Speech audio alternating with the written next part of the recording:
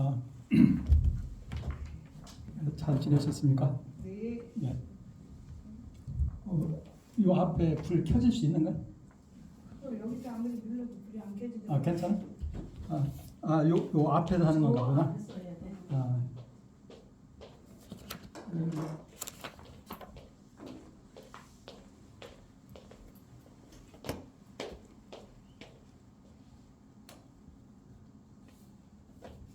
아, 됐습니다. 그래. 뭐 안 켜도 되는데. 그냥 괜찮아요. 그래요. 고맙습니다. 우리가 그동안 에베소서 1장부터 3장까지 공부했습니다. 우리가 에베소서가 전체가 6장으로 되어 있는데 그 1장부터 3장까지는 일반적으로 얘기해서 구원의 교리, 구원의 교리에 대한 그와 같은 내용이다. 이렇게 우리가 본다면 4장부터 6장까지는 하나님의 은혜로 구원받은 하나님의 백성들, 하나님의 자녀들이 어떻게 살아야 하는가 하는 그러한 내용, 다시 여기서 생활, 삶, 윤리적인 그러한 삶, 이런 것을 얘기한다. 이렇게 우리가 볼 수 있을 것 같아요. 바울의 그 서신들의 대부분이 크게 그 두 가지 이렇게 부분으로 되어 있는 것을 우리가 보게 됩니다. 로마서든지 또는 에베소, 갈라디아 또는 에베소, 빌립보, 또 골로새, 기타 여러 데살로니가 전후서, 그 다음에 주로 이러한 내용들 보면은 그 앞부분은 하나님이 우리를 어떻게 구원해 주셨는가, 그리고 우리가 하나님의 그 구원의 은혜를 통해서 어떠한 사람들이 되었는가, 이것을 주로 얘기를 하죠. 그리고 그 다음에 나머지 부분에서는 이와 같이 하나님의 크신 은혜로 구원받은 우리 하나님의 백성들, 자녀들의 삶이 어떠해야 하는가 하는 그와 같은 것을 우리에게 가르쳐주고 있는 것을 봅니다. 이와 같이 크게 보면은 성경 어떻게 보면 전체에 대한 것도 우리가 그렇게 생각해 볼 수가 있을 것 같아요. 그래서 전에도 얘기했지만은 성경이 우리에게 가르쳐주는 가장 중요한 것을 크게 두 가지를 얘기한다면, 첫째는 우리가 어떻게 구원을 얻을 수 있겠느냐. 구원은 곧 생명, 그것도 참 생명, 영생. 하나님이 원래 계획하신 참으로 복된 삶, 이것이 그 영생, 구원이라고 하겠죠. 이와 같은 것, 그래서 하나님의 백성 자녀가 되는 것, 이것이, 그리고 우리가 하나님의 백성 자녀가 되었을 때 어떠한 사람이 되는가, 우리가 받은 또는 받는 복이 무엇인가, 이런 것을 가르쳐줘요. 그런 점이 있는가 하면은 또한 그 성경은 또한 우리 그리스도인들이, 하나님을 믿는 하나님의 백성들이 어떻게 살아야 하는가 하는 그러한 것을 우리에게 가르쳐주는 것을 봅니다. 우리가 오전 시간에 그 출애굽기를 잘 배웠죠. 저도 여기 집에서 출발하면서 오면서 인터넷 듣고 옵니다. 그래서 우리 손승현 교수님 굉장히 귀한 그런 말씀 참 감사하고 있어요. 그래서 출애굽기에도 보면은 하나님께서 이스라엘 백성을 애굽에서 구원해 내셨잖아요. 그래서 하나님의 소유된 백성이 되게 했어요. 하나님의 특별히 선택된 백성. 하나님의 백성이 된다고 하는 것은 최고의 복입니다. 모든 것이 하나님의 영생, 하나님의 모든 복이 거기에서 주어지기 때문에. 그리고서는 그러한 그 하나님의 백성이 되게 하시고 그냥 내버려 둔 것이 아니라 그들에게 율법을 주시죠. 언약을 맺으시고 율법을 주셨어요. 십계명을 비롯한 많은 그 계명들을 주셨단 말이에요. 그것은 우리 하나님의 백성들이 어떻게 살아야 하는가 하는 그 삶의 어떻게 보면은 규칙 이러한 것들을 우리에게 가르쳐 주는 거예요. 우리가 그 하나님의 백성으로서 이와 같이 살아야 한다. 이와 같이 살 때 받은 복을 계속 유지하고 그걸 더 풍성하게 누릴 수가 있는 것이다. 이런 것을 가르쳐 주는 거예요. 물론 우리가 우리 인간의 그 능력이나 노력에 의해서 그걸 지킬 수 있는 것은 아닙니다. 그러나 하나님을 믿고 의지할 때 하나님께서 주시는 그 은혜, 사랑에 의해서 우리가 그와 같이 살 수가 있는 거예요. 그러니까 하나님의 그 계명 이러한 것은 하나님의 구원의 복을 받은 사람이 가능한 거예요. 하나님을 알지 못하는 사람은 그렇게 할 수가 없어요. 그러나 우리 하나님을 알고 믿는 사람에게는 하나님께서 그런 그 복을 주시는 거예요. 은혜와 능력을 주셔서 그와 같이 살 수 있도록 능력을 주시는 거예요. 그래서 우리가 그동안 뭐 갈라디아서라든지 그 이전에 기독교 윤리라든지 이런 여러 가지 내용들을 통해서 우리가 배웠지만은 율법의 근본 정신은 사랑이다. 하나님을 사랑하고 이웃을 사랑한다. 그래서 그 율법을 그래서 주셨는데 율법을 제대로 지키는 것은 정말 마음으로부터 하나님을 사랑하고 이웃을 사랑하면 그것이 진정 율법을 제대로 지키는 거예요.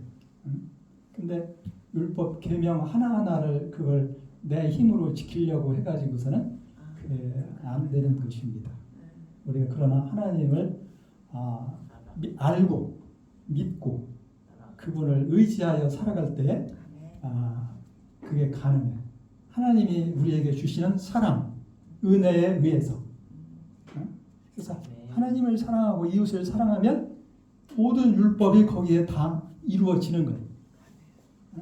바울도 그랬고 예수님도 그랬고 사랑은 율법의 완성이니라 그랬잖아요. 그리고 구약에 나오는 이제 여러 가지 계명들은 그 사랑을 구체적으로 여러 가지 그 상황 속에서 우리가 어떻게 실천해야 되는가, 실천할 수 있는가 그런 이제 구체적인 그러한 그 규칙들을 우리에게 가르쳐주고 있다 이렇게 생각할 수도 있어요. 그리고 이제 또 우리가 전에 배우기를 특히 그 구약의 율법은 크게 세 가지로 구분해 볼 수 있다 그지? 한 가지는 기본적인 그 삶의 원리를 가르쳐주는 도덕법.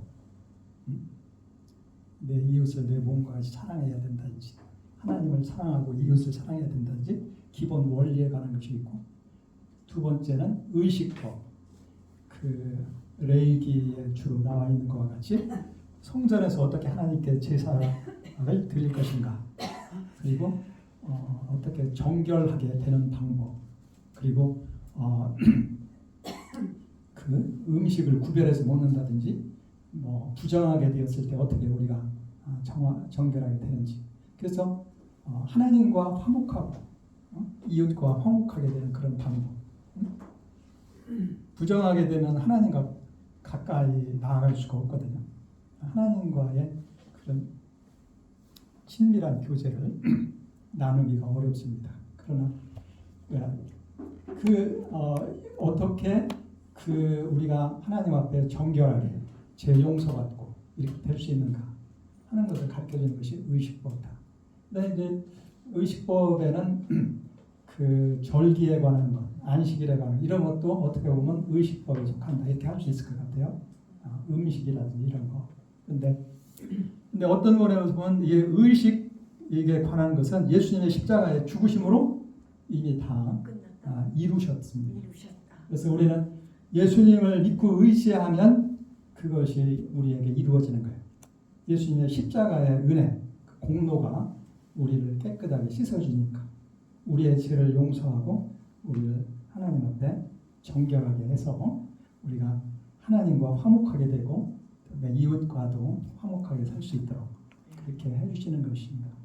예수님을 믿고 의지할 때, 특별히 그 십자가를 의지할 때.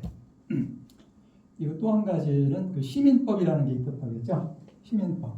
시민법이라는 것은 뭐냐면 백성들 사이, 네? 또는 그 사람들 사이, 또는 그 신자들 사이에 어떻게 살아야 하는가 이런 것을 구체적으로 규정하는 여러 가지 규칙들 이런 것들을 시민법이라고 했습니다. 그래서 그 시민법의 근본 정신은 이웃에 대한 사랑 그리고 공평과 정의, 이웃과의 관계에서 공평과 정의 이런 것이 시민법의 기본 원리다 이랬어요. 그래서 구약 시대의 그 시민법에 관한 그런 여러 내용들을 많이 있는데 그걸 어떤 측면에서는 오늘 우리 이 시대에는 그대로 적용하기 어려운 그런 것들도 있잖아요. 그러나 그걸 오늘 우리 이 시대에 그대로 다 적용할 수가 없는 그런 것도 많이 있습니다. 구약 시대에는 뭐 잘못하면 돌로 쳐서 죽이라고 한다든지 기타 여러 가지 규정들이 있는데 그걸 뭐 오늘 우리의 그대로 적용하기 어렵죠. 그러나 오늘 이 시대에는 우리는 그 시민법의 정신, 내 이웃과의 그 사랑, 내 이웃을 사랑하고 또 이웃에 대한 공평과 정의 이런 것을 이루면서 살아야 한다. 이것은 이제 오늘날의 우리가 오늘날 시대에 그 맞게 그걸 우리가 잘 응용을 해서 적용을 해야 될 것입니다. 그러나 어쨌든 간에 이 모든 것의 근본 원인 정신은 사랑입니다. 우리가 정말 하나님을 사랑하고 내 이웃을 사랑할 때 이러한 모든 것을 할 수가 있는 거예요. 가능한 거예요. 그리고 이와 같은 하나님의 사랑 이것은 하나님께서 우리에게 은혜로 주시는 거예요. 인간적인 사랑으로 안 돼요. 그러나 하나님이 주시는 그 사랑에 의하면 가능한 거예요. 하나님의 사랑에 의해서. 근데 이와 같은 그 사랑 또는 은혜는 누구에게 주어지는가? 하나님을 바로 알고 믿는 자에게 주어지는 거예요. 그래서 그 사도 바울이 고린도전서 13장 13절에 뭐라 했어요? 그런즉 믿음, 소망, 사랑 이 세 가지는 항상 있을 것이다. 있어야 하는데 그 중에 제일 사랑이다. 이렇게 했어요. 왜 그러냐면 믿음은 모든 것의 기초예요. 기초. 하나님이 누구신가를 알고 의지하는 거예요. 그것이 믿음이에요. 하나님이 누구신가를 알고 그분을 나의 주님으로 영접하고 의지하는 거예요. 의지. 여기서 얘기하는 것은 이렇게 기대는 것과 같이 의지하는 거 있잖아요. 하나님을 의지하는 것. 그게 믿음입니다. 이것은 모든 것의 기초가 되는 거예요. 하나님을 알고 믿고 의지하면 하나님께서 우리에게 모든 필요한 것을 다 주시는 거예요. 죄 용서도 주고 우리를 새롭게 하고 우리에게 또 이 세상을 이길 수 있는 능력도 주고 은혜도 주고 사랑도 주고 부모가 자식을 사랑하는 자녀에게 모든 필요한 것을 주듯이 우리가 하나님을 알고 믿고 의지할 때 근데 우리는 우리 하나님을 어떻게 잘 알 수 있느냐? 그런데 말씀을 통해서 우리가 배우지만 가장 완전하게 하나님을 아는 것은 예수님을 알고 믿는 것이 우리 하나님을 바로 알고 믿는 거예요. 예수님은 하나님의 완전한 아들로서의 계시이기 때문에 그래서 우리가 예수님을 바로 알고 믿는 것이 바로 우리 하나님을 바로 알고 믿는 것입니다. 이것은 믿음은 모든 것의 기초예요. 하나님을 바로 잘 알고 예수님을 잘 알고 믿는 것이 하나님을 바로 알고 믿는 것이에요. 이렇게 해줄 때 우리에게 모든 구원, 영생, 모든 그 복을 받는 겁니다. 그 다음에 소망이라는 건 뭐예요? 장래에 대한 그 확신, 기대, 확신. 우리 최고의 소망은 영원한 하나님 나라의 영광에 참여하는 거예요. 그걸 확신하는 거예요. 확신, 소망. 그래서 물론 이 세상에서도 우리가 여러 가지 소망이 있죠. 그러나 우리는 그것이 다가 아닙니다. 우리에게는 영원한 하나님의 나라, 하나님의 영광에 참여하는 부활의 몸을 가지고 영원한 하나님 나라의 영광에 참여하는 그러한 소망이 있기 때문에 우리는 이 세상의 어떠한 어려움도 그걸 능히 감당하고 이기고 나아갈 수가 있는 거예요. 왜? 죽어도 다시 사니까.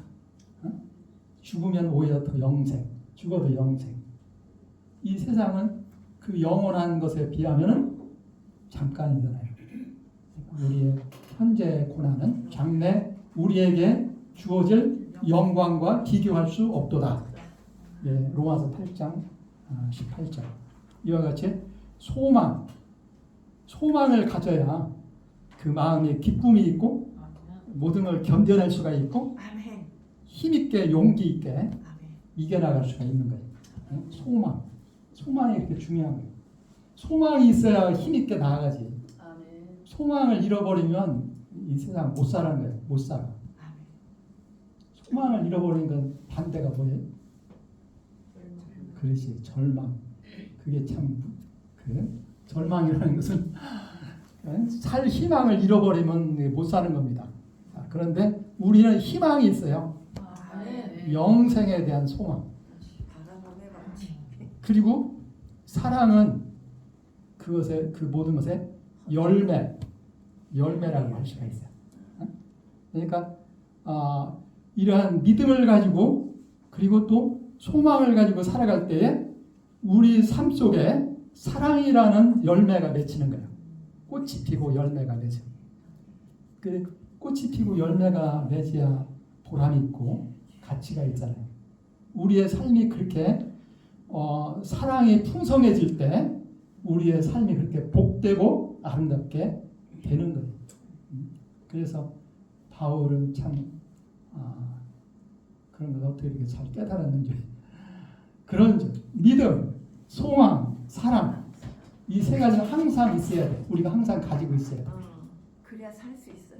우울증한 건데. 그래야 정말 신자답게 아멘. 하나님께서 계획하신 그런 그 성도로서의 그 복을 누리면서 살 수가 있는 거예요. 그래서 그 결과로서 나타나는 것이 사랑이라는 거예요. 그러니까 사랑은 최고의 복이다. 이렇게 얘기할 수가 있겠죠. 그게 이제 받는 것에서 주는 것까지 나아가는 거예요. 그래서 사랑은 하나님을 사랑하고 이웃을 사랑할 때 거기에 참된 삶의 보람이 있고 가치가 있는 거예요. 네? 그렇잖아요. 꽃이 피고 열매를 맺어야 그 가치가 있잖아요. 네? 보람이 있고 가치가 있고. 그래서 이와 같이 어떻게 보면 속에 다 들어있어요. 근데 바울은 지금 이제 1부, 2부라고 이렇게 나눌 수가 있는데 그의 성경도 크게 보면 그렇게 둘로 나눠볼 수가 있는 거예요. 1부에서는 우리가 어떻게 그 하나님이 계획하시고 예비하신 그 구원의 복, 영생의 복, 하나님께서 준비하신 그 놀라운 복을 우리가 받아 누릴 수가 있겠느냐. 그게 이제 구원에 대한 얘기입니다. 한마디로 얘기해서 하나님을 바로 알고 믿을 때, 믿고 의지할 때 구원의 복이 주어지는 거예요. 근데 이제 오늘 우리 신약에 있어서는 예수님을 통해서 예수님을 가장 완전한 하나님의 계시입니다. 그래서 우리가 어떻게 이와 같이 하나님이 예비하시는 놀라운 그 복을 구원을 경험할 수 있겠는가? 하나님을 잘 알고 믿고 의지해야 돼요. 그래서 예수님이 말씀하시기를 요한복음 14장 6절에 뭐라 했습니까? 내가 곧 그 길이요 진리요 생명이니 나로 말미암지 않고는 아버지께로 올 자가 없느니라. 우리 하나님 아버지 앞에 올 때, 하나님 아버지 앞에 가까이 있을 때 이런 모든 복이 주어지는 거예요. 근데 그것이 예수님을 통해서 가능하다. 예수님이 내가 곧 길이고 진리고 생명이니까.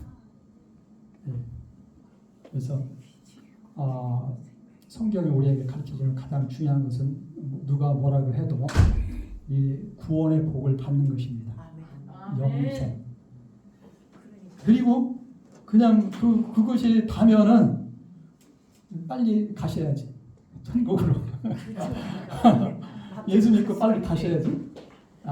천국이 더 좋잖아요. 그렇지만 우리가 왜 그러면 고생하면서 죄도 있고 악도 있고 그런 이 세상에서 왜 고생하면서 더 살아?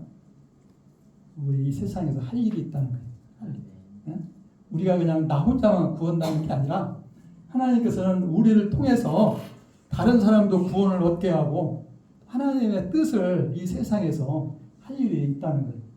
그래서 우리가 받은 그 은혜를 가지고 구원의 복을 가지고 그걸 가지고 섬기는 거예요. 다른 말로 해서 사랑하는 거예요. 내 이웃을 사랑하고 섬기고 또 이 세상에서 빛을 비칠 때 하나님의 뜻이 무엇인가를 우리가 드러낼 때 거기에 우리를 통해서 하나님의 영광이 나타나고 하나님의 뜻이 이루어지고 이렇게 되는 거죠. 하나님 그게 어떻게 구체적으로 살아야 할 것인가 그것을 가르쳐주는 것이 바로 우리의 삶에 관한 내용이다. 이런 것을 보았어요. 제가 이제 그 기독교 윤리의 기초 이에 공부할 때 크게 보면은 아까 얘기한 대로 그 이미 다 얘기가 돼 있죠. 우리가 하나님을 사랑하고 이웃을 사랑하는 거예요.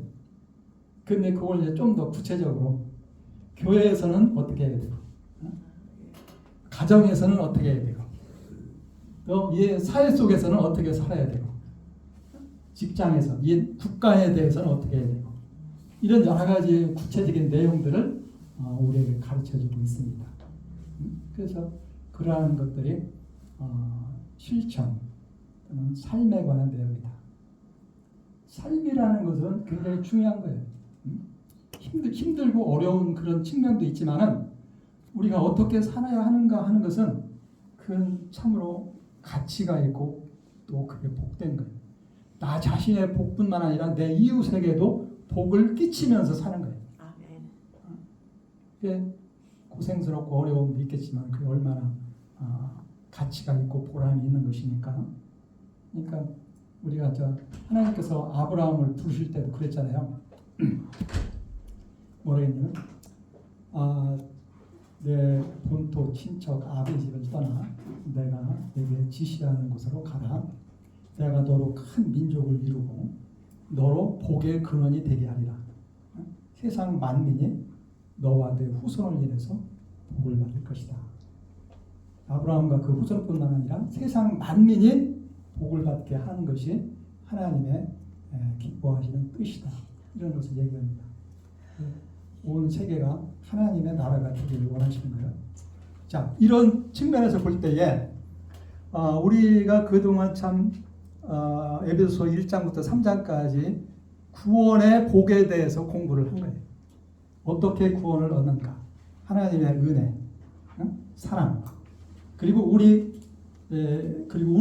인간이 해야 될 일은 그 하나님을, 그 예수님을 믿고 의지하고 영접하는 겁니다.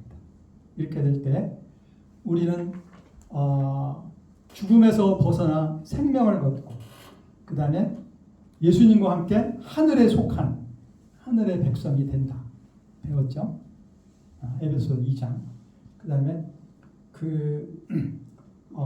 부르심의 소망.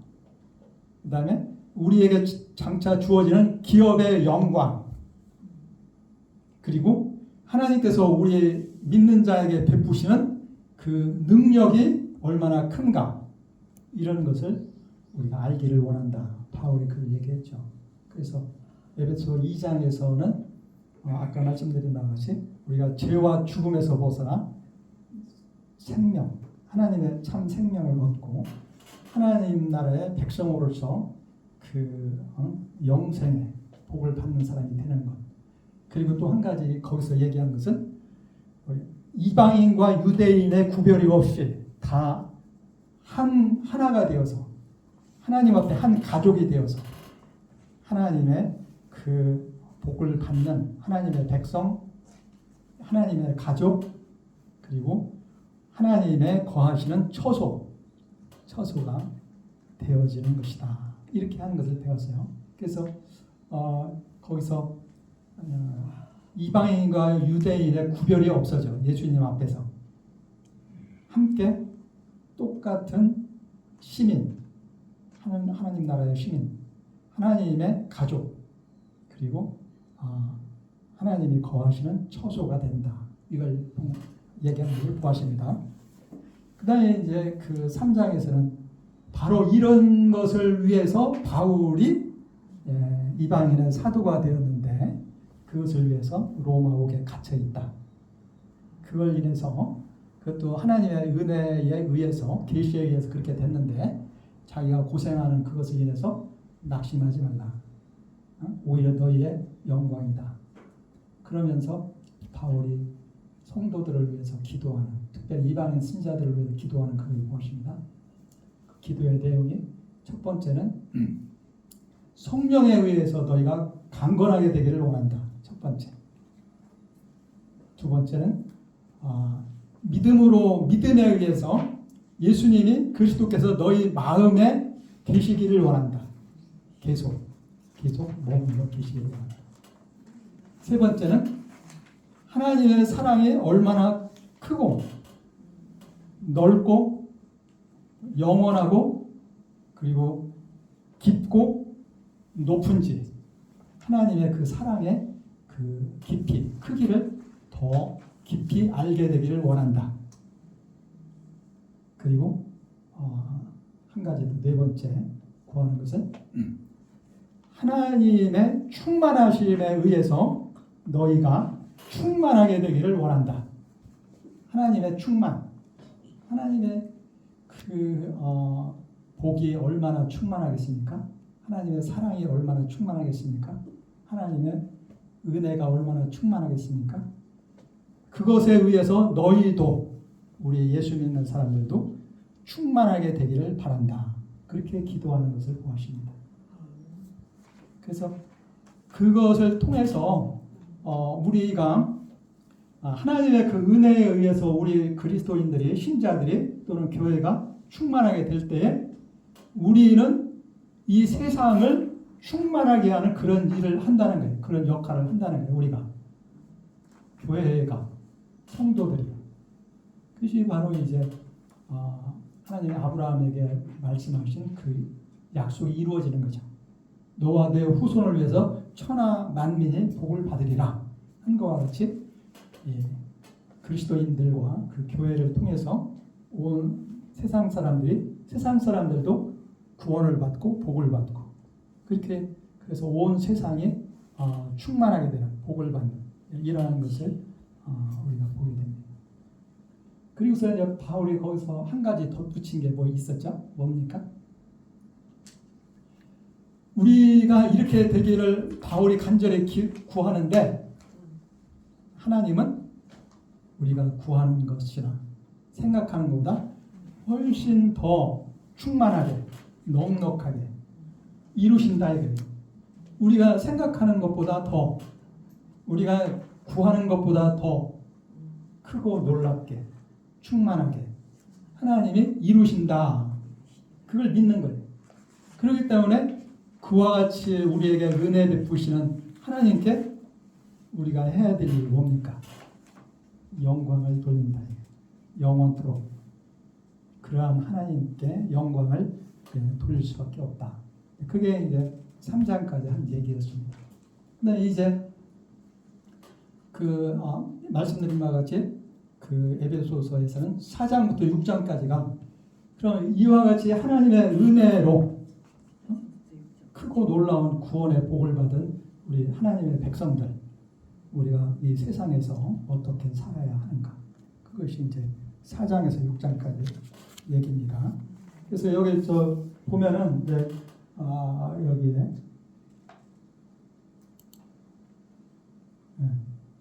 여기 이제 요 프린트 그게 이제 그 앞으로 나온 내용이에요.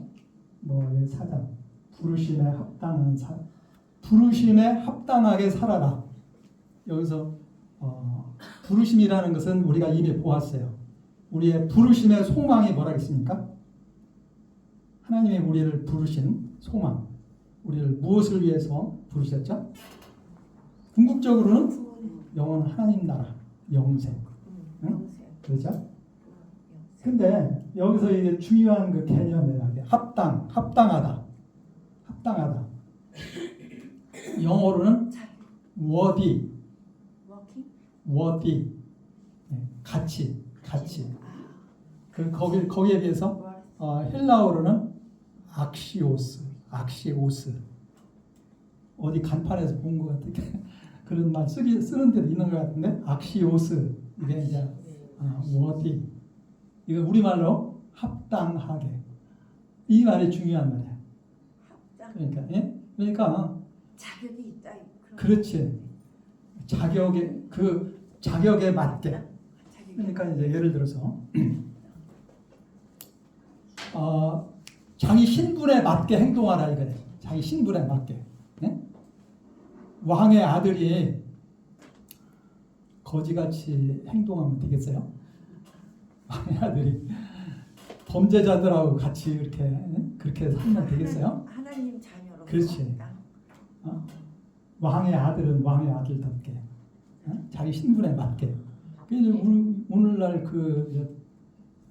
일반 세상에서도 얘기하잖아요. 뭐라게? 노블리스 오블리제. 내 신분에 맞는 행동을 하라.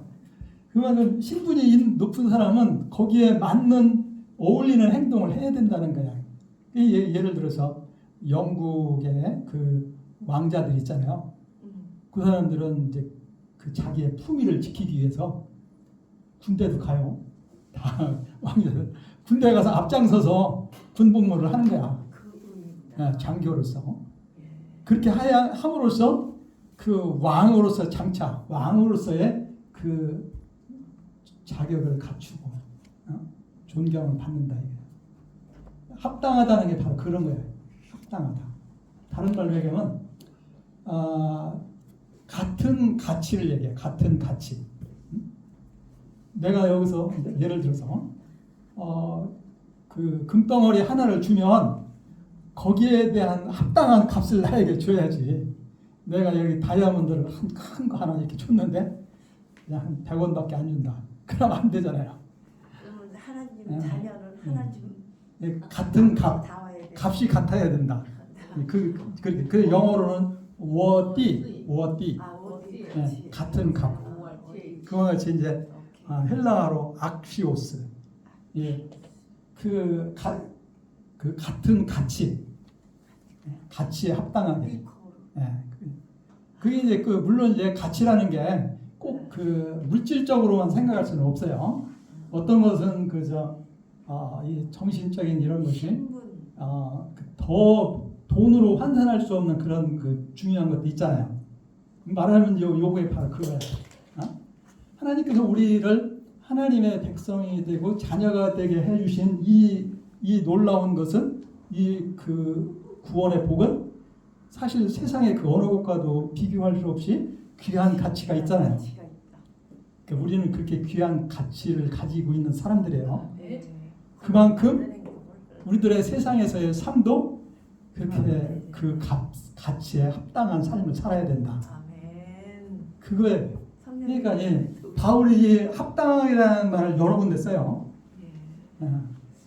너의 여기도 그 빌립보서에도 쓰고 골로새서에도 많이 쓰고 나오더라고요, 합당. 합당하게. 예. 대개 그게 바로 앞에 구원에 대한 얘기하고 그다음에 생활에 대해서 얘기할 때 그렇게 얘기를 하는 거예요. 예를 들어서 빌립보서 한번 잠깐 볼까요? 뒤에 있지. 여기서는 이제 이렇게 얘기해요.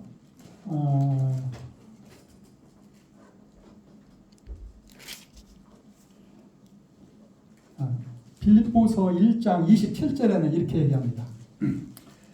오직 너희는 그리스도의 복음에 합당하게 생활하라. 복음에 합당하게. 복음에 의해서 우리가 이런 구원의 복을 받잖아요. 그러니까 크게 보면 같은 얘기야. 부르심에 합당하게. 예, 그러니까 우리가 이제 복음을 통해서 부르심을 받아서 하나님의 축복의 백성이 됐잖아요. 그러니까 어떤 때는 그냥 너희를 부르신 그 복음의 가치에 합당하게 생활하라.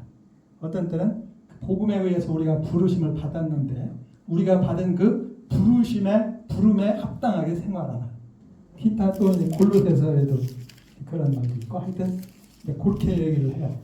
그러니까 이게 기본 개념이 합당하게 생활하라.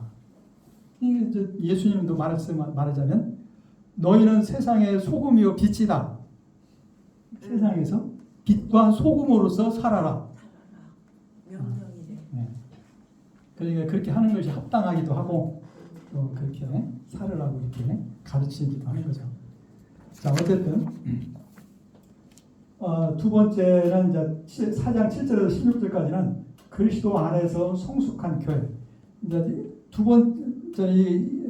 첫 번째하고 두 번째는 이제 조금 개인적인 것을 좀 넘어서 교회를 가지고 교회. 자, 우리는 개인적으로 이렇게 구원받은 사람으로서 개인적으로 살아갈 뿐만 아니라 우리는 하나의 공동체로서 교회가 되잖아요. 근데 우리 교회가 어떠해야 되느냐? 첫 번째는 부르심에 합당한 삶의 첫 번째는 뭐냐면은 교회가 하나됨을 지켜라. 하나됨을 지켜라. 교회는 하나여야 된다. 일치. 교회가 분열되면 안 된다. 왜? 예수님이 한 분이잖아요. 응? 예수님의 몸인 우리 교회가 나눠지면 어떻게 돼? 여기서 이제 중요한 것은 그 사랑 안에서 하나가 되는 걸 얘기하는 거예요. 응? 그다음에 하나가 된. 두 번째 4장 7절에서 16절까지는 두 번째는 뭐냐면 교회는 성숙하고 성장해야 된다. 성숙하고 성장. 어린아이와 같은 상태에 계속 머물러 있지 말고 장성한 그리스도의 장성한 분량이 충만한 데까지 이르러야 한다. 성숙 성장해야 된다. 근데 그와 같은 성숙 성장은 그걸 위해서 하나님께서 교회에 뭘 주셨냐면 은사를 주고 직분을 주었다. 은사, 그다음에 직분, 사도, 선지자, 전도자, 목사, 교사, 그 외에 다른 많은 여러 가지 직분들 더 나아가서는 모든 성도에게 그런 그 은사를 주셨어요. 그래서 하나님께서 은사를 주신 목적, 또 직분을 주신 목적은 어디 있느냐? 그것은 은사나 직분은 자기 자신을 위한 것이 아니라 서로 봉사하기 위해서 주는 거예요. 섬기기 위해서. 어떤 사람은 가르치는 은사, 말씀을 가르치고, 어떤 섬기는 일, 기타 각자 자기에게 주어진 그 재능 이런 것을 가지고 서로를 섬기는 거예요. 사랑 안에서. 이렇게 될 때에 교회라고 하는 그 그리스도의 몸, 공동체가 성장해서 예수님의 충만한 데까지 우리가 성장한다. 다른 말로 해서 예수님을 닮는다. 닮는다. 네. 예수님의 모습이 우리 교회에서 나타난다. 교회를 통해서 나타난다. 예수님의 모습이 우리 각 개인에게 의해서 또는 개인을 통해서도 나타나지만은 우리 공동체, 교회라고 하는 공동체 전체를 통해서도 예수님의 그 영광스러운 예수님의 거룩하심, 예수님의 의로우심 이러한 모든 것이 나타나게 된다는 것입니다. 물론 현실, 오늘날 현실 속에서는 아직도 교회나 우리 각 개인이나 많이 부족한 것이 많이 있습니다. 그러나 하나님은 그 모든 것을 넘어서 그걸 통해서 하나님 예수님을 닮은 그런 거룩하고 의롭고 영광스러운 하나님의 백성들, 하나님의 교회가 되게 하신다는 겁니다. 그게 하나님의 궁극적인 계획이고 목적이다. 그런 걸 얘기해요. 그래서 성도들이 각자가 서로 하나님께로부터 받은 은사와 직분을 통해서 서로 협력하고 섬길 때 그 이루어진다는 거예요. 그래서 모든 성도에게 다 은사가 주어진 거예요. 종류가 다르고 좀 내용은 좀 차이가 있을지 몰라도 은사를 받지 않은 사람이 없다는 거예요. 각자가 자기가 작은 거든 크든 그게 문제가 아니에요. 각자가 자기 위치에서 자기의 역할을 최선을 다해서 하면 되는 거예요. 이것을 얘기하고 싶어요. 이렇게 될 때에 개인적으로도 그렇고 교회적으로도 그렇고 우리가 어린아이가 되지 않는다.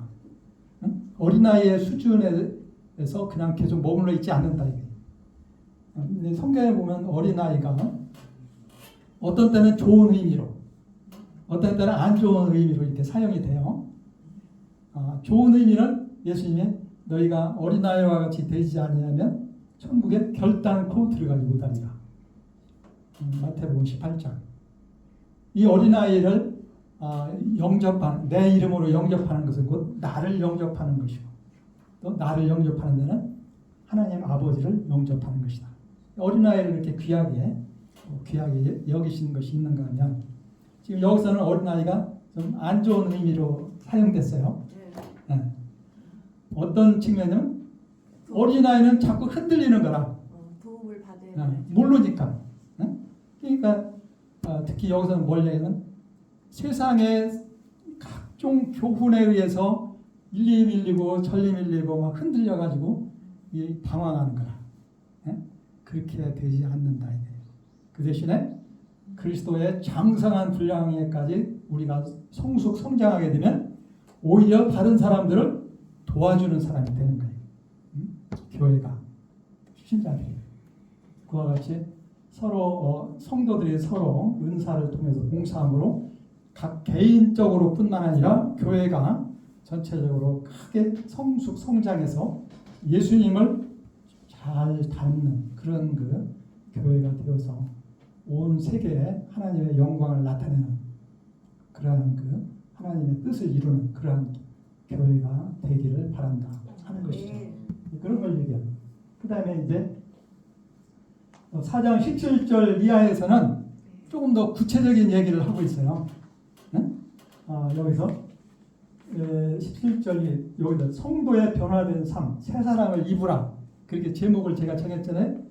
제가 무슨 요점을 먼저 말씀드린다면 한마디로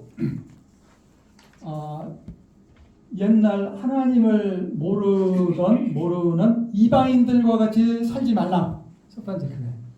여기서 얘기하는 이방인은 하나님을 모르는 사람들, 그걸 의미해요.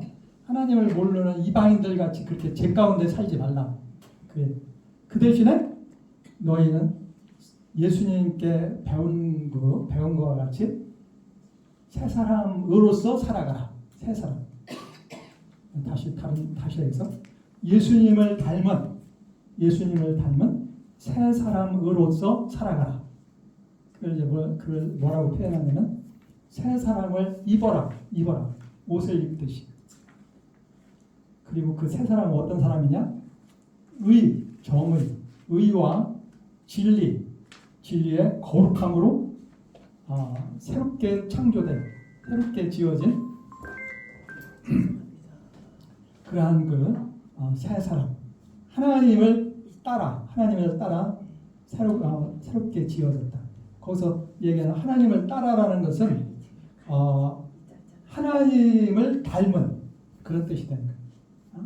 하나님의, 특히 하나님의 형상, 곧 예수님을 닮은 그런 사람이 되는 거죠. 그런 그러한 사람이 새 사람.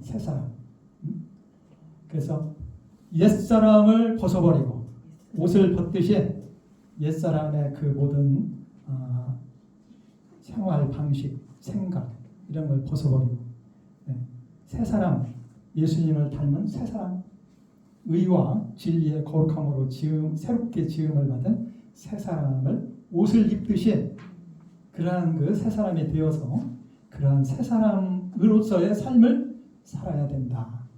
그것이 이제 4장 17절에서 24절입니다. 그리고 어떻게 보면 이건 큰 원리를 얘기한 거예요. 좀 더 구체적으로.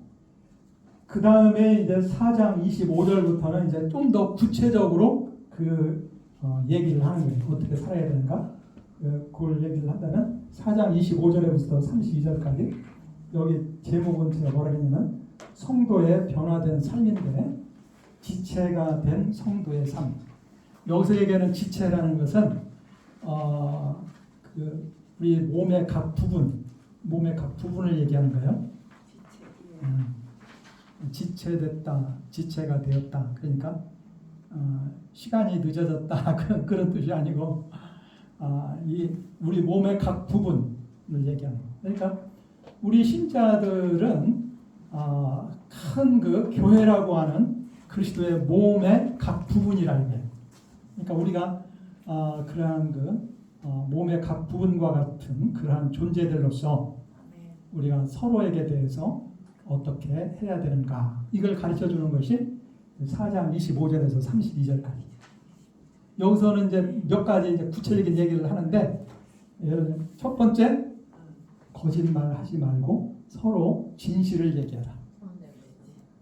두 번째는 여기 4장에 보면은 뭐라고 해야 돼요? 그치?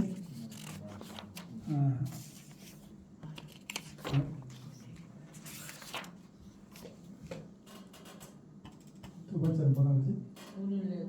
그렇지. 분을 내더라도 이거 죄를 짓지 말라. 분을 내도 죄를 짓지 말라. 아이고, 짓지 말라. 그 다음에 세 번째는 이거 여기 했죠? 그 다음에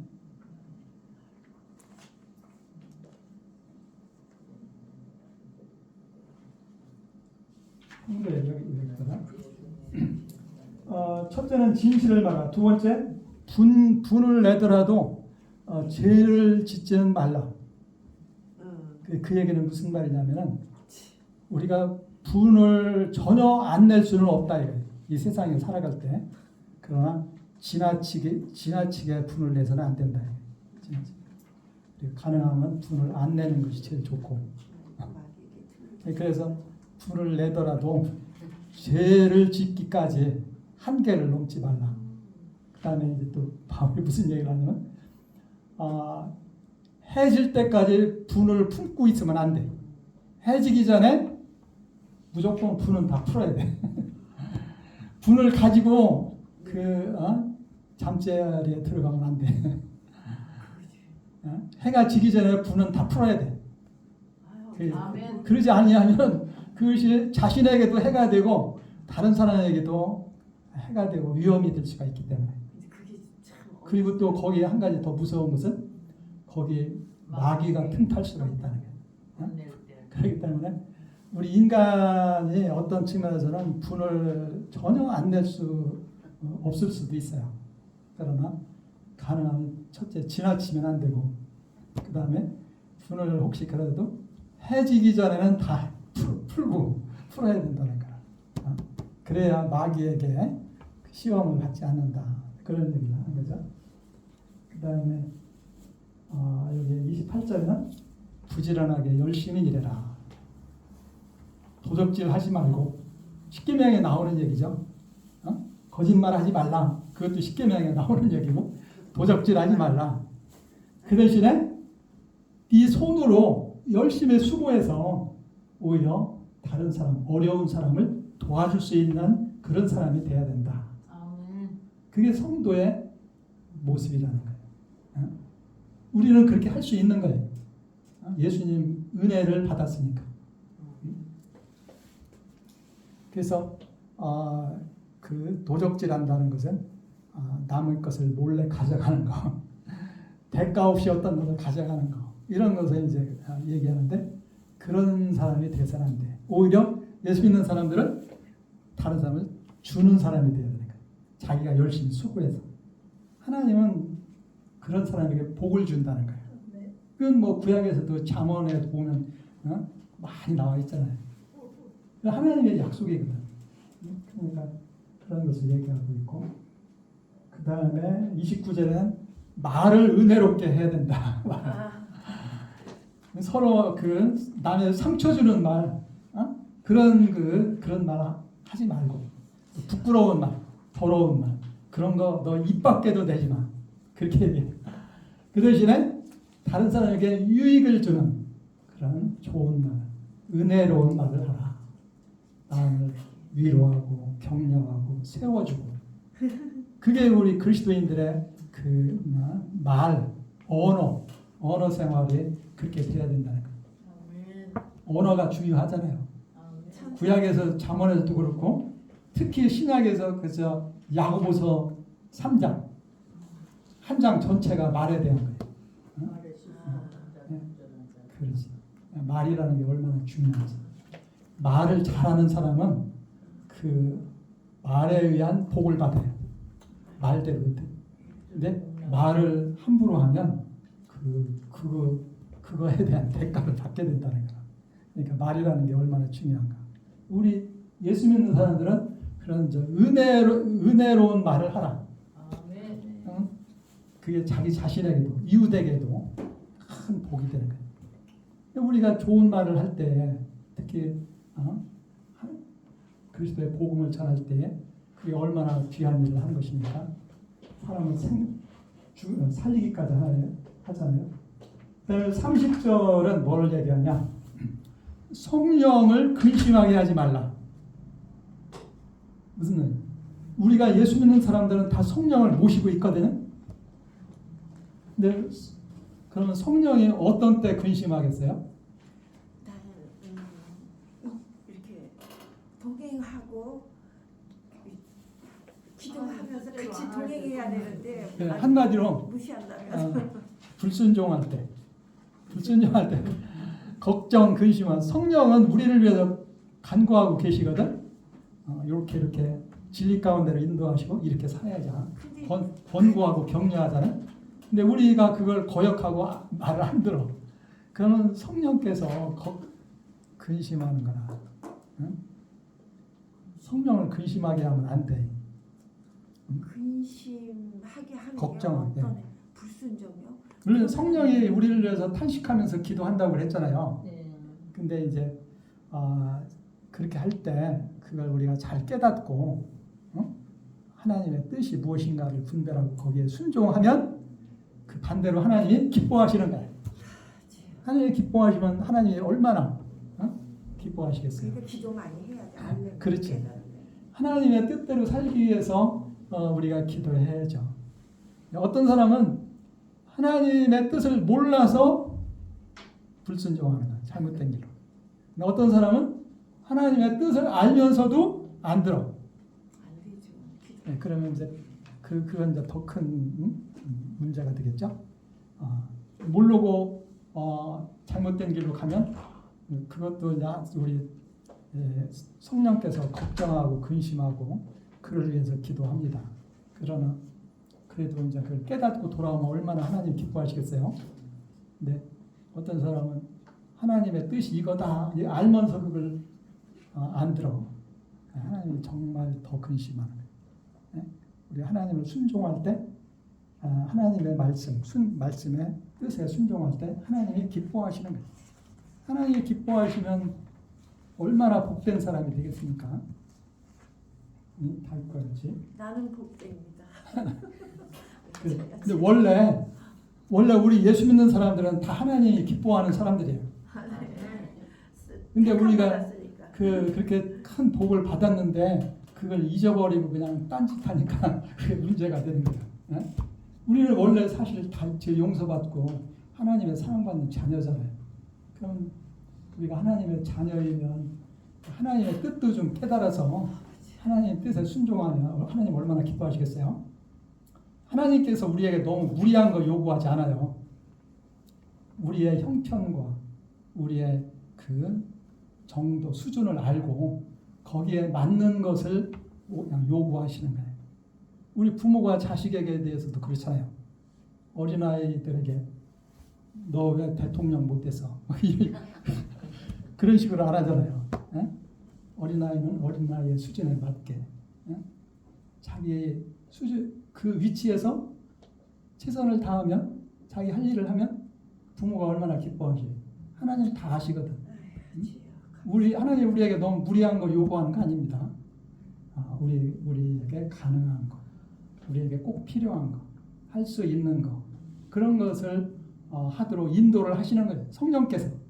성령이 우리를 모든 진리 가운데 인도하시는 거예요. 우리는 그걸 깨닫고 거기에 한 걸음 한 걸음 나아가면 하나님이 기뻐하시는 거예요. 근데 그 불순종하는 하나님이 얼마나 걱정하시겠습니까? 구약에 하나님을 걱정하게 한 대표적인 사람 누가 있어요? 좀 있죠. 그 노아 시대 사람들, 특히 그리고 또 사울, 그건 불행한 거지. 그렇게 하면 안 되고, 그건 이제 좀 더 정도가 심한 거고, 우리는 빨리빨리 깨닫고 주님 앞에 순종하며 하는 것을 하나님이 기뻐하시겠습니다. 그렇죠? 그 다음에 이제 31절에 모든 악한 것을 버려라. 악한 생각. 예, 모든 그 악한 것을 그건 버려야 돼. 우리 성도들의 우선 마음 속에 그것이 없어야 돼. 예, 왜냐하면 마음에 있는 것이 밖으로 나온다고 그랬거든. 그러니까 우리 마음에는 그 선이 가득해야 돼. 사랑이 가득해야 돼. 하나님의 은혜가 가득해야 돼. 예수님의 그 은혜로. 그래서 우리가 그 대신에 친절하고 용서하고. 그래서 32절에 그 반대를 얘기하지. 그 대신에 친절하고, 그 다음에 다른 사람이 어려운 사람을 보면 불쌍히 여기고, 그리고 또 다른 사람이 잘못한 것도 용서하고 받아주고, 그렇게 해야 된다는 거예요. 왜? 우리가 그렇게 은혜를 받았으니까. 그래서 마태복음 18장에 용서에 대한 교훈을 예수님이 여러 가지 하시죠.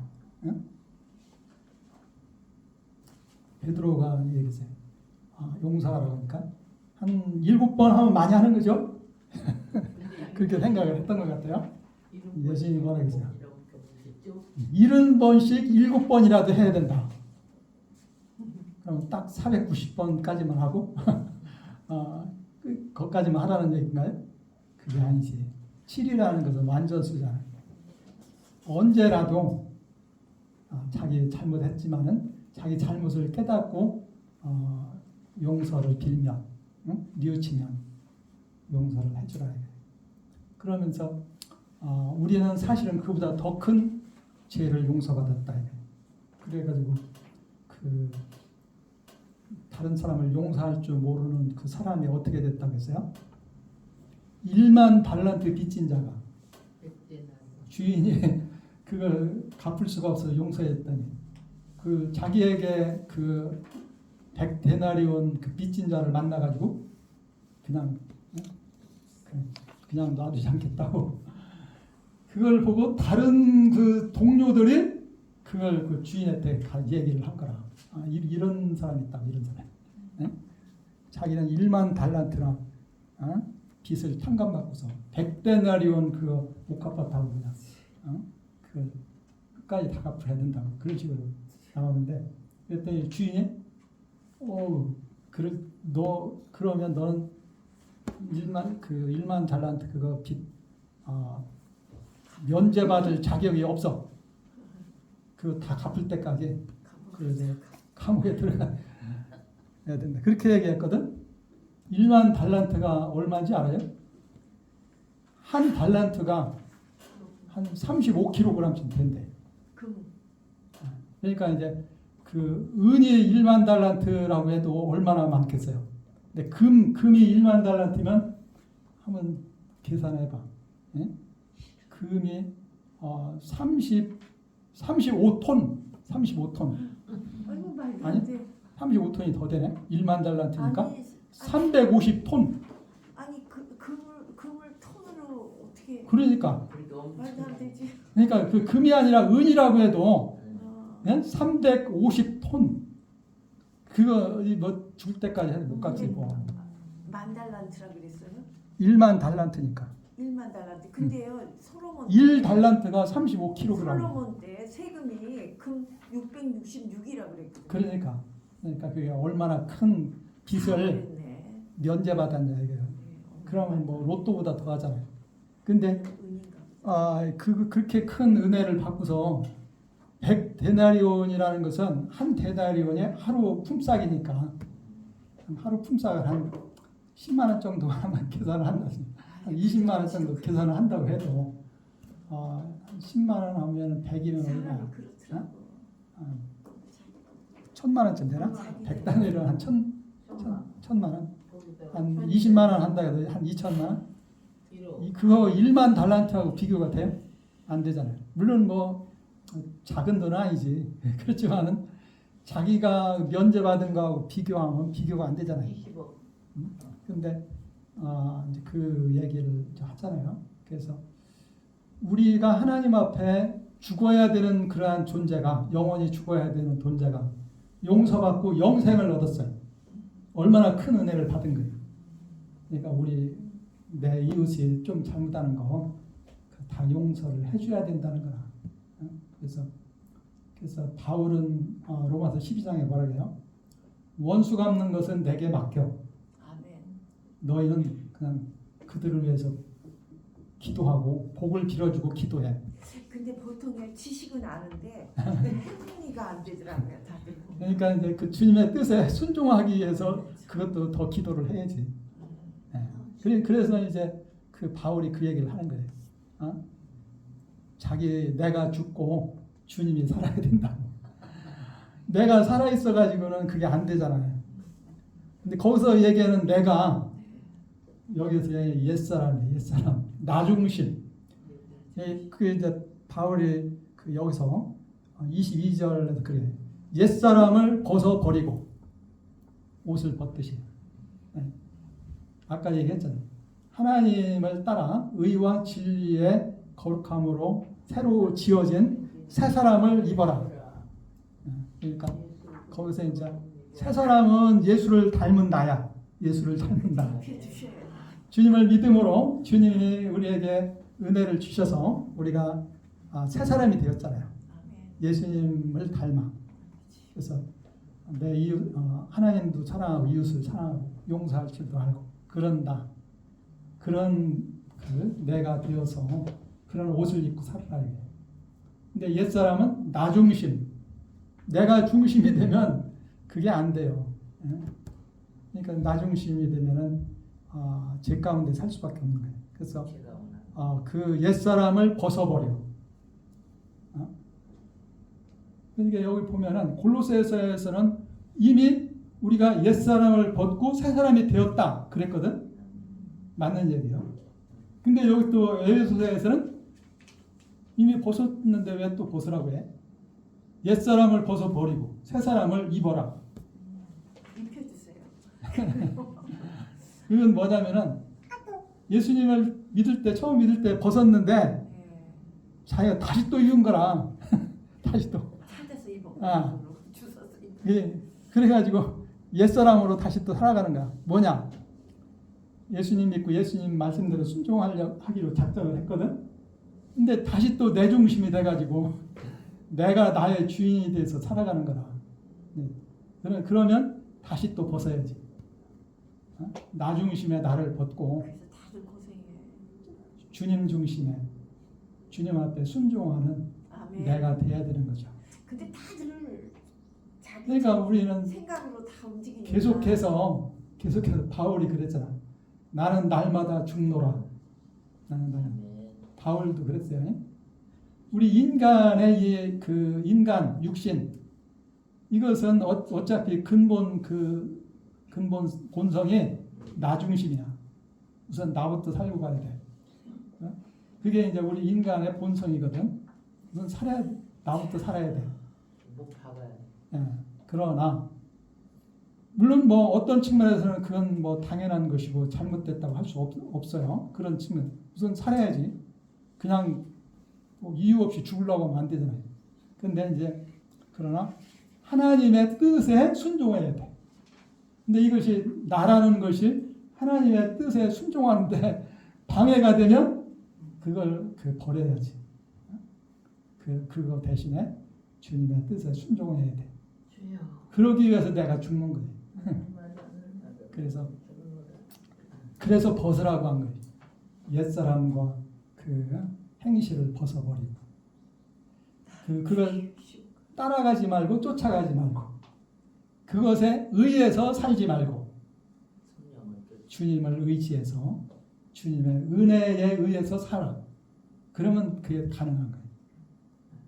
주님의 은혜에 의해서 살아갈 때 성령의 인도하심을 따라서 살아갈 때 그게 가능합니다. 물론 뭐 우리 그게 어렵지만 우리는 그래서 예수님도 말씀하시기를 아무든지 나를 따라오려거든 자기를 부인하고 날마다 자기 십자가를 지고 누가복음 9장 23절에 그렇게 나왔어요. 날마다 자기 십자가를 지고 나를 따라야 되느니라. 근데 그 의미를 딱 깨달아가지고 그렇게 가기가 인간이 쉬운 일은 어렵죠. 아니에요. 그렇지만은 그래도 우리는 그 주님을 따르는 게 더 귀한 것이고 중요하다는 걸 알잖아요. 네, 그래서 그렇게 하려고 우리는 노력을 하는 거예요. 예, 그래서 오늘 그렇게 하다 보면 조금씩 주님을 더 닮아가는 거예요. 네, 우리 다행이지. 우리 콩나물 비유가 있잖아요. 콩나물 비유. 네? 콩나물에다 물을 주면은 그대로인 것 같잖아요. 근데 며칠 지나고 보면 한참 컸어요. 그와 같이 우리가 맨날 실패하는 것 같아도 그래도 주님의 뜻대로 살려고 기도하고 또 기도하고 주님의 또 할 수 있는 대로 최선을 다해서 순종하고 이렇게 살아갈 때 그래도 나도 모르게 주님을 더 닮아가는 그런 것을 우리가 생각해 볼 수가 있는 거죠. 우리가 완전하지는 못해도 주님의 뜻에 순종하며 살고자 이렇게 할 때에 하나님께서 우리 그리스도의 장성한 분량에까지 이렇게 이르게 하신다. 그렇게 얘기를 하는 겁니다. 그래서 요 자세한 것은 여기 제가 잘 내 나름대로 좀 많이 써놨으니까 여러분들이 좀 읽어보도록 하고요. 어떻게 보면 내가 지금 4장 1절부터 32절까지 큰 그 줄거리를 얘기했는데 그 가운데서 좀 몇 가지 중요한 것을 제가 조금 몇 가지만 더 얘기를 하고 마치도록 하겠습니다. 자, 우선 여기서 보면은 이게 굉장히 중요한 내용이에요. 첫째, 그리스도인의 삶은 어때야 되느냐? 그 부르심에 합당하게 살아야 된다. 그러기 위해서는 먼저 우리가 어떠한 그 부르심을 받았는가를 우리가 항상 잘 기억해야 돼. 그걸 잊어버리니까 그리스도인답게 살지 못하는 거야. 내가 하나님의 자녀, 왕자이면 내가 왕자라는 것을 기억을 해야 되는 거지. 그것을 얘기하는 거예요. 자, 그 다음에 첫째, 그 부르심에 합당한 삶의 첫 번째는 여기 바울이 여기 얘기한 첫 번째는 성령이 하나 되게 하시는 것을 힘써 지켜라. 이선 여기까지는. 그러므로 나 바울은 주님 안에서 갇힌 자로서 그들을 위하여 권고한다. 그래서 부르심에 합당하게 살아야 된다. 그러기 위해서 첫 번째 우리가 부르심에 합당하게 살기 위해서 첫째는 모든 겸손과 온유, 오래 참음으로 사랑 가운데서 서로 용납하라. 제가 말씀드렸지만은 여기 신약에서 얘기하는 것은 사실 구약의 율법보다 더 어려운 거예요. 구약의 율법만 어려운 걸로 생각하잖아요. 사실은 신약의 그 교훈이 더 어려운 거예요. 진짜 그런 것도 마음만 예? 그래서 왜냐하면 신약은 마음 중심에서부터 사랑해야 돼. 그렇지만 성령의 도우심이 있으면 그렇지. 근데 그것을 우리에게 요구할 수 있는 이유는 하나님께서 우리에게 주신 은혜가 크기 때문에. 하나님께서 우리에게 성령을 주시고 우리를 십자가의 은혜로 변화시켜서 새 사람이 되게 하고 우리에게 하나님께서 항상 함께 계시면서 은혜를 베푸시거든. 그러니까 그게 하나님의 은혜에 의해서 그게 가능한 거예요. 그러니까 하나님의 날마다 은혜 속에서 살아라.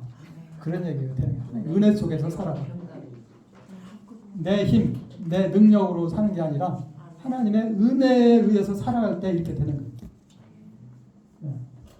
실제적으로 보면 아까도 말씀드린 것 같이 구약의 율법보다 더 어려운 거라니까요.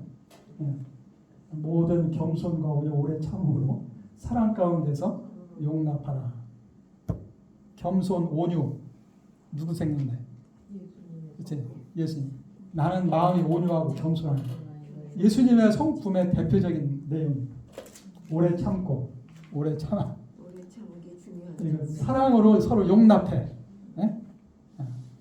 좀 잘못하는 것도 받아주는 거죠. 성령의 열매라겠어요.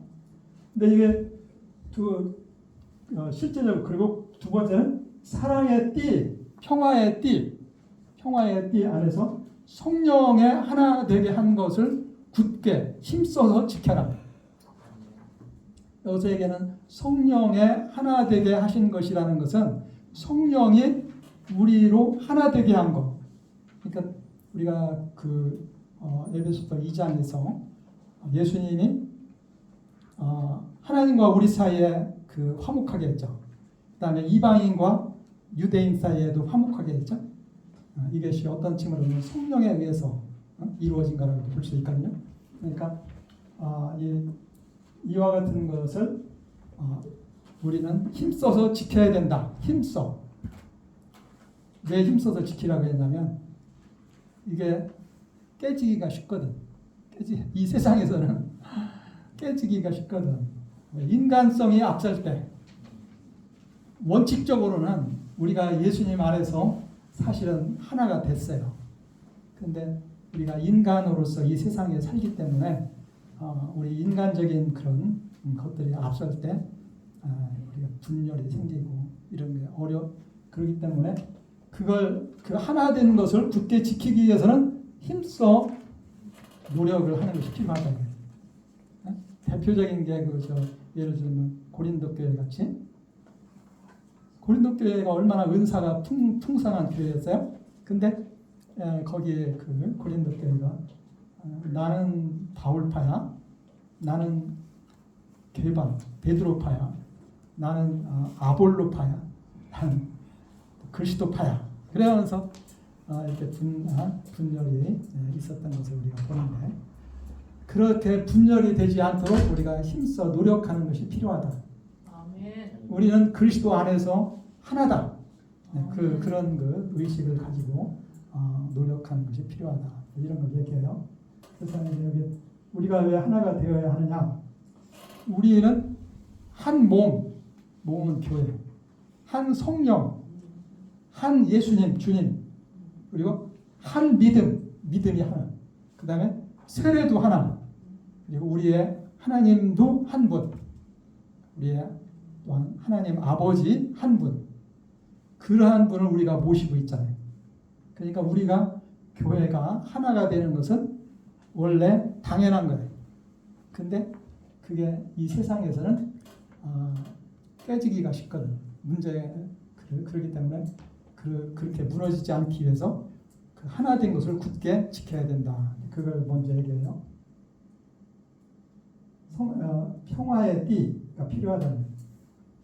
그리고서는 이제 7절부터 아까 얘기했듯이 교회에 은사를 주셨다. 앞에서는 하나 될 것을 얘기했는데 여기 7절부터 16절까지는 교회의 다양성을 얘기해. 여기 7절에 보면 뭐라고 되어 있냐면은 하나님께서 우리 각 사람에게 그리스도의 선물의 분량대로 은혜를 주셨다. 그리스도의 선물, 그것이 곧 은사입니다. 그것을 분량대로 주셨다. 하나님의 그의 계획과 뜻을 따라서 각 사람에게라 했어요. 은사를 주셨다. 이게 자세한 것은 내용을 읽어보시기 바랍니다. 그 다음에 그리스도께서 이와 같은 은사를 주신 것은 그냥 준 것이 아니라 예수님이 성육신 십자가에 죽으시고 부활하셔서 승천하심으로써 하나님 아버지께로부터 이 은사를 받아서 우리에게 주신 것이다. 그렇게 얘기를 하고 있습니다. 이렇게 자세한 읽어보기 바랍니다. 그 다음에 아까 그리고 그 목적이 만물을 충만하게 하기 위해서. 하나님께서는 먼저 교회 신자들에게 은혜를 줘요. 그래서 그들을 통해서 세상을 충만하게 복되게 하시고자 하는 거예요. 그래서 아까 여기 있어요. 이와 같은 그 직분을 주신 것은 첫째, 성도를 온전케 한다. 그러니까 모든 이제 영적으로 주님을 닮는 것을 얘기하는 거예요. 온전하게 한다. 그다음에 그것을 통해서 봉사의 일을 하게 하도록. 여기서 봉사의 일을 하는 것은 누가 하는 거예요? 그렇지. 성도들이 하는 거예요. 예? 이 직분자들이 물론 직분자들도 봉사의 일을 하지만은 직분자들이 성도들을 온전하게 함으로써 그 성도들이 봉사의 일을 할 수 있도록 하라는 거예요. 봉사의 일을 할 수 있도록. 그래서 성도들이 봉사를 할 수 있도록 은혜를 갖추게 하라는 거예요. 그리고서 그래가지고 더 궁극적으로는 그리스도의 몸을 세우기 위한 것이다. 여기 그리스도의 몸은 뭡니까? 자, 교회. 교회를 세운다는 것은 교회가 아까 예수님을 닮는 것을 얘기해요. 그 내용이 13절에 나와 있는 거예요. 13절. 그래서 13절에 뭐라고 되어 있어요? 다 같이 한번 읽읍시다. 시작. 우리가 다 하나님의 아들을 믿는 것과 아는 일에 하나가 되어 온전한 사랑을 이루어 그리스도의 장성한 분량이 충만한 데까지 이르리라. 그래서 교회를 세운다. 교회가 이와 같이 건강하고 튼튼하게 예수님을 닮는 그러한 각 개인뿐만 아니라 교회가 이렇게 되어야 할 것을 얘기합니다.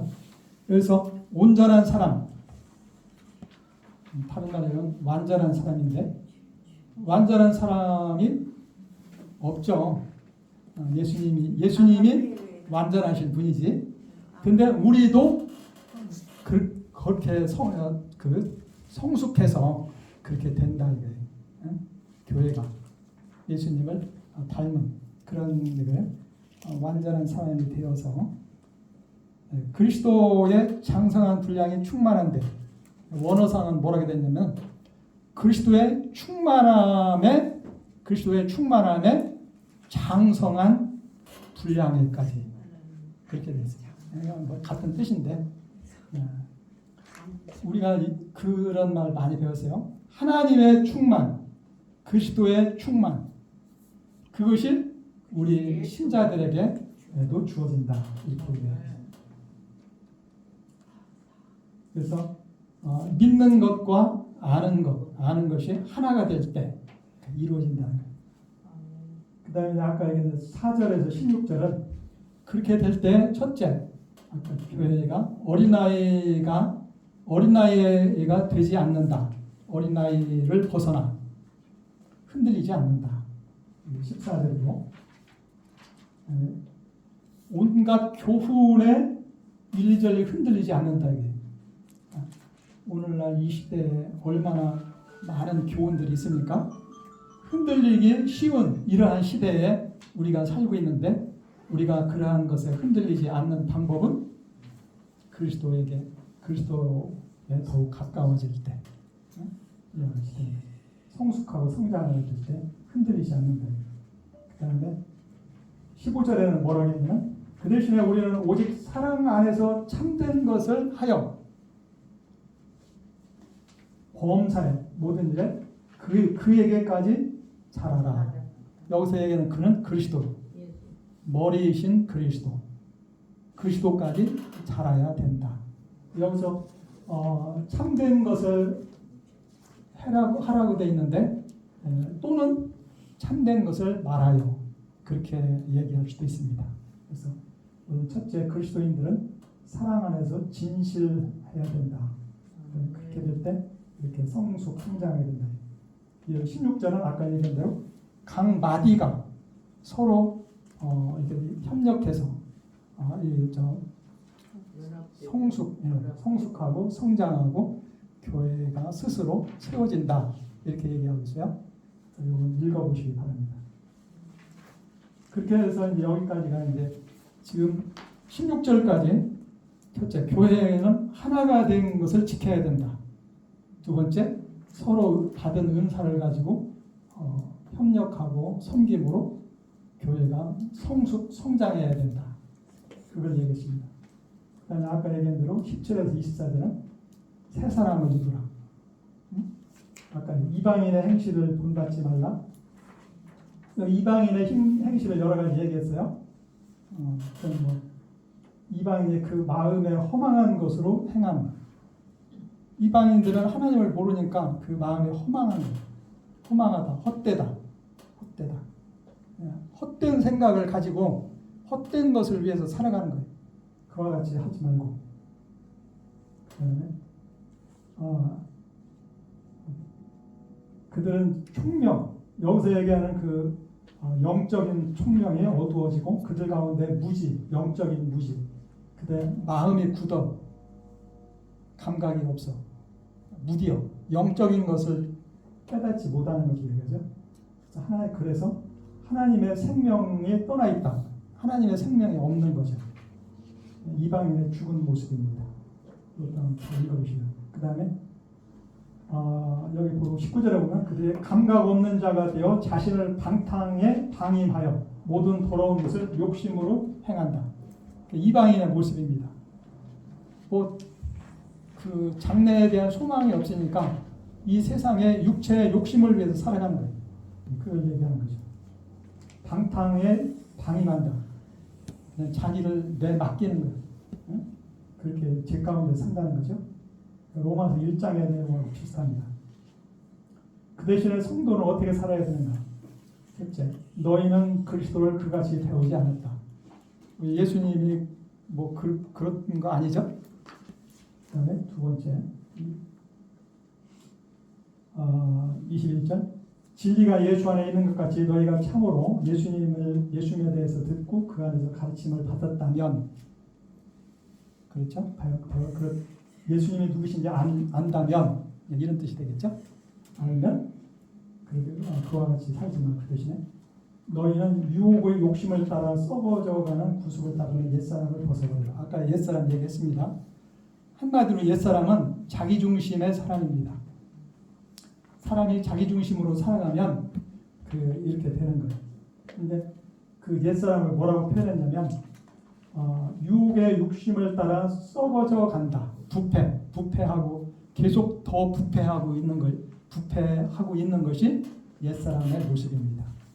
그리고 구습을 따른다 해서 구습을 따르는 옛 생활 방식을 그냥 그대로 따라하는 거, 따라 살아가는 것, 그것이 옛사람이다.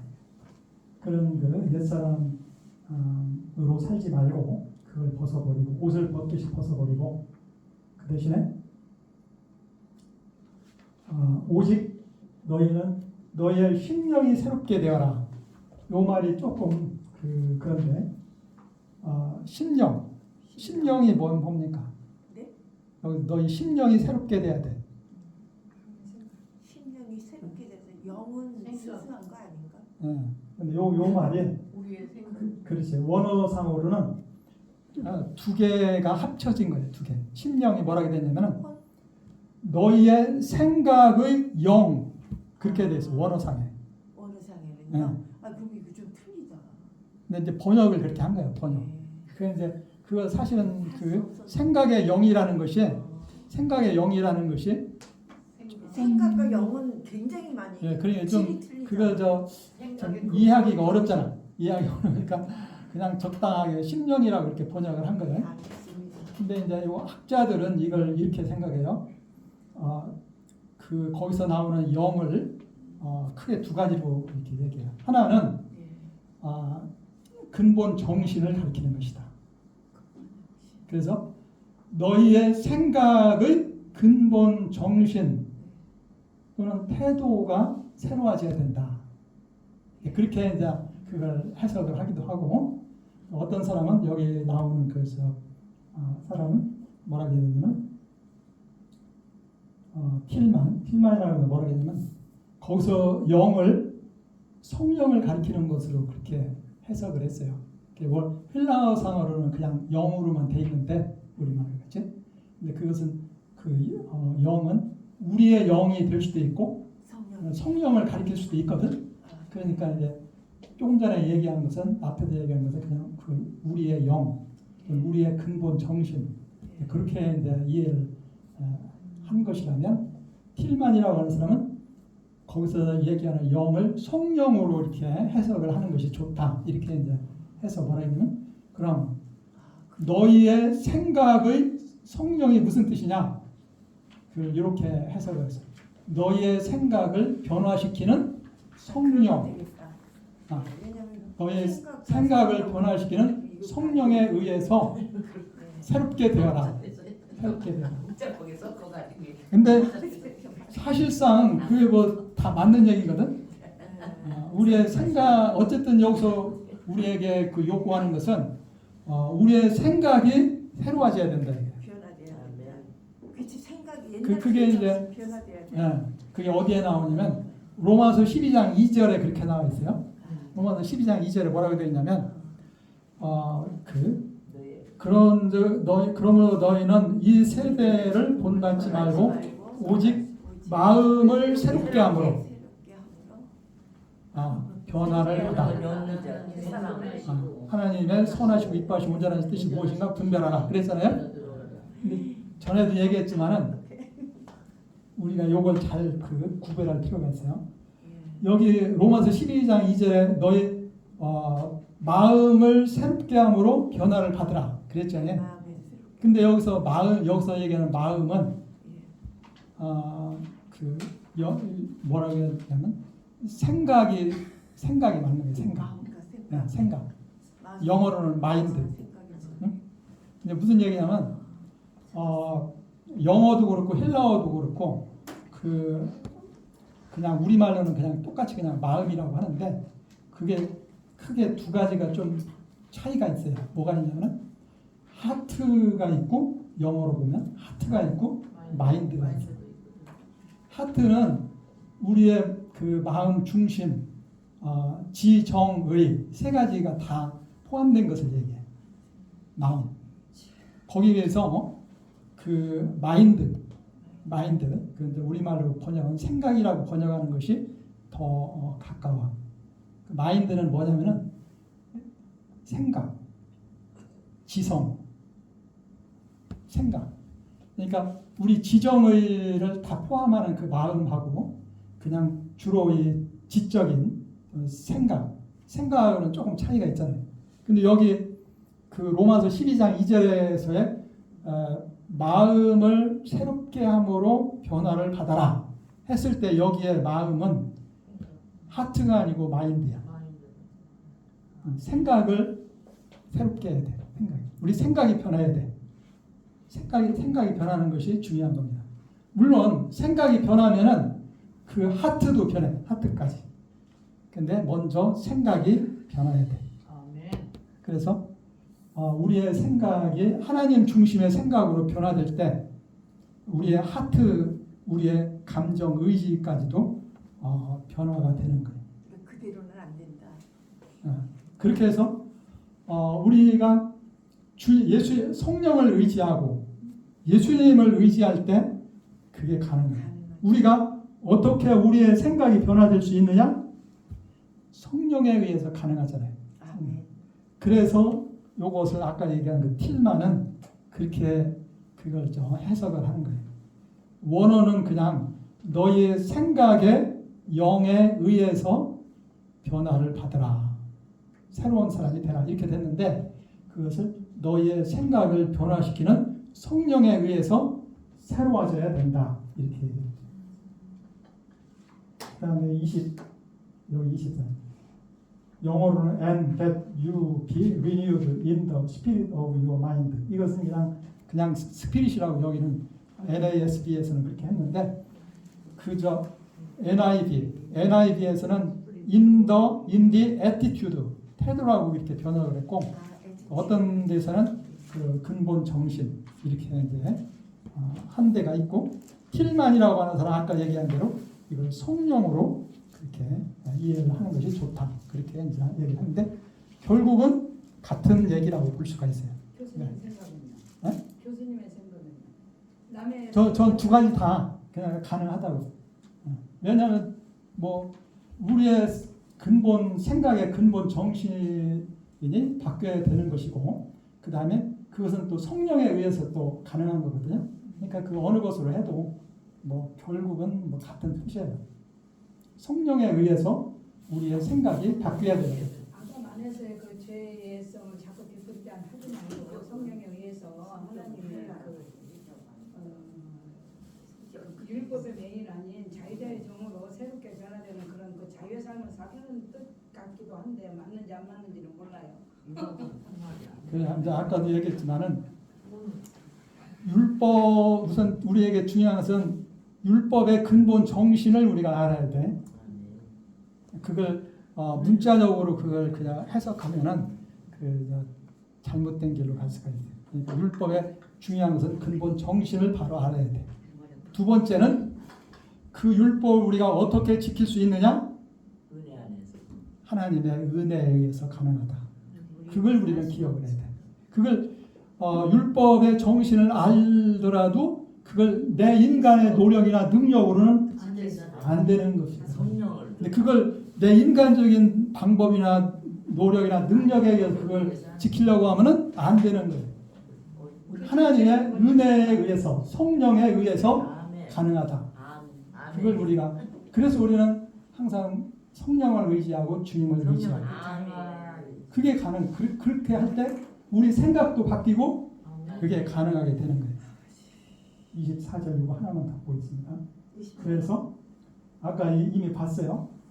하나님을 따라 의와 진리의 거룩함으로 지으심을 받은 새 사람을 입어라. 옛사람을 벗고 새 사람을 입어라. 옛사람은 어떤 사람이라고 했죠? 네, 다른 여러 가지 설명이 있지만은 옛사람은 자기중심. 그러면 이제 죄 가운데 사는 거예요. 그 대신에 새 사람은 주님 중심, 하나님 중심. 그러면은 우리가 예수님의 성품으로 이렇게 사랑을 실천하면서 살 수가 있게 되는 거예요. 주님 은혜에 의해서 가능하다. 이렇게 생각합니다. 아까 구체적인 내용들은 아까 이미 다 얘기했습니다. 구체적으로 뭐 진실을 얘기하고 거짓 도적질하지 말고 여러 가지 얘기했잖아요. 아까 얘기했듯이 그게 다 마찬가지. 하나님의 은혜에 의해서 가능하다. 여러분이 그걸 기억하시면 됩니다. 그러니까 첫째는 하나님의 그 뜻이 무엇인가를 바로 분별해야 돼. 율법이 잘못된 게 아니라 율법의 근본 정신을 우리가 바로 알아야 돼. 두 번째는 그것을 어떻게 우리가 그걸 실천이 가능하냐. 나 인간적인 개인의 능력이 아니라 하나님의 은혜, 성령의 역사, 성령의 은혜에 의해서 가능하다. 우리가 주님을 믿고 의지할 때 우리 마음이 변화되고 우리 생각이 변화되고 우리 마음이 변화되고 또 우리에게 하나님께서 성령의 은혜와 능력을 주심으로 그 하나님의 사랑을 실천하며 살 수 있게 된다. 그것까지 하겠습니다. 기도하고 마치겠습니다. 하나님 감사합니다. 이 시간에는 우리가 하나님의 큰 구원의 은혜를 받은 하나님의 백성으로서 복을 받은 사람으로서 그에 합당한 삶을 어떻게 살아야 하는가에 대해서 공부했습니다. 하나님 기뻐하시는 그러한 삶을 살기에 부족함이 없는 그러한 저희가 되게 하여 주옵소서. 아멘. 감사드리옵고 예수님의 이름으로 기도하옵나이다. 아멘. 감사합니다.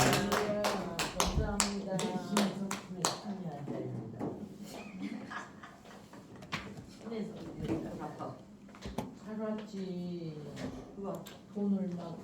돈으로 다 때우면서라도 살았지. 돈으로 막 다 때웠잖아. 내가 구역에 막 하나님 시켰으니까 다들